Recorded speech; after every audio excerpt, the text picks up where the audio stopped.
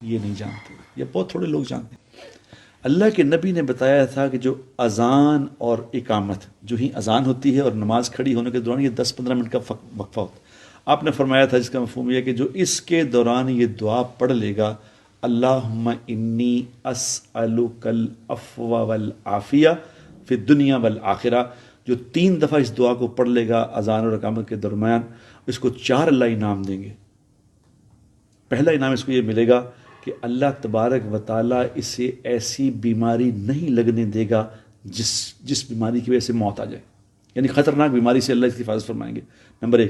Number 2، اللہ تبارک و تعالیٰ اس کو تنہائی کے گناہ سے بچائیں گے، کیونکہ گناہ سارے کرتے ہیں آدمی تنہائی میں ہے، اللہ تنہائی میں اس کی حفاظت فرمائیں گے۔ اور نمبر 3، اللہ دنیا کے ظالم لوگوں سے اس کا واسطہ ہی نہیں پڑے گا، ظالموں کو اس سے دور ہی رکھیں گے۔ اور نمبر 4، جو ہمارا سب سے بڑا پرابلم ہے، وہ اللہ تبارک و تعالیٰ اس کو بغیر محنت کے آسان روزی عطا فرمائیں گے، جو یہ دعا پڑھ۔ تو ہم دعاؤں کا اہتمام کر لیں، توبہ کر لیں، انشاءاللہ حالات ٹھیک ہو جائیں گے۔